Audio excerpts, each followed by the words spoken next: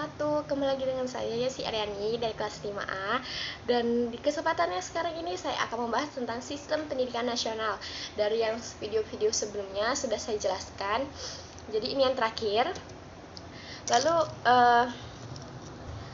apabila kita membahas tentang sistem pendidikan nasional, tentu ini bersangkutan dengan Undang-Undang Republik Indonesia, yang mana dia akan membahas sistem pendidikan nasional. Itu adalah Undang-Undang Nomor 20 tahun 2003. Apa sih isinya gitu? Yang pertama itu ketentuan umum bab satunya. Jadi pendidikan itu adalah usaha sadar dan terencana untuk mewujudkan suasana belajar dan proses pembelajaran agar peserta didik secara aktif mengembangkan potensi dirinya untuk memiliki kekuatan spiritual, keagamaan, pengendalian diri, dan lain-lainnya. Jadi pendidikan yang kedua, pendidikan nasional adalah pendidikan yang berdasarkan Pancasila dan Undang-Undang Negara Republik Indonesia tahun 1945 dan yang lainnya. Jadi di sini tuh sudah diatur, kita mengambil poin pentingnya saja. Dan ini yang penting tuh sistem pendidikan nasional. Jadi sistem pendidikan nasional menurut undang-undang tadi adalah keseluruhan komponen pendidikan yang saling terkait secara terpadu untuk mencapai tujuan pendidikan nasional. Nah, dalam undang-undang ini juga disebutkan apa sih pengertian peserta didik itu, apa tenaga pendidik, pendidik itu gimana, jalur pendidikan itu apa, jenjang pendidikan apa. Kita bisa baca by ourselves.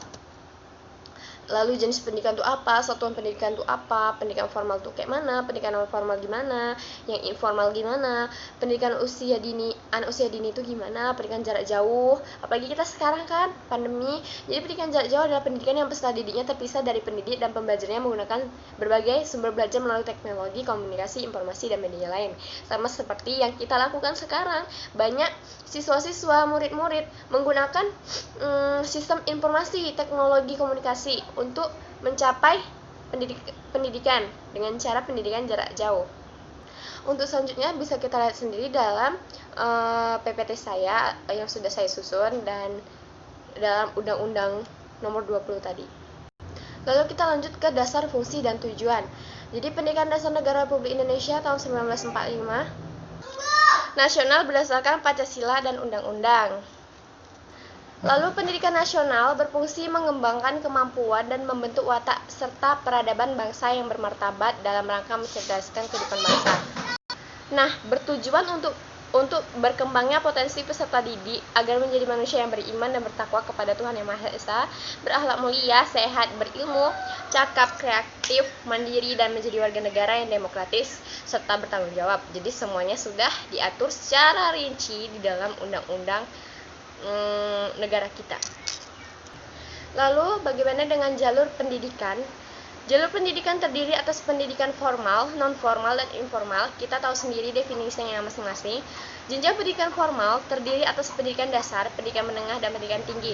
Jadi ini adalah jenjang yang biasanya kita pakai untuk mencapai di perguruan tinggi. Kita harus melewati SD, SMP, SMA, dan perguruan tinggi. Seperti itulah bahwa itu pendidikan formal. Lalu jenis pendidikan mencakup pendidikan umum, kejuruan, akademi, profesi, vokasi, keagamaan, dan khusus.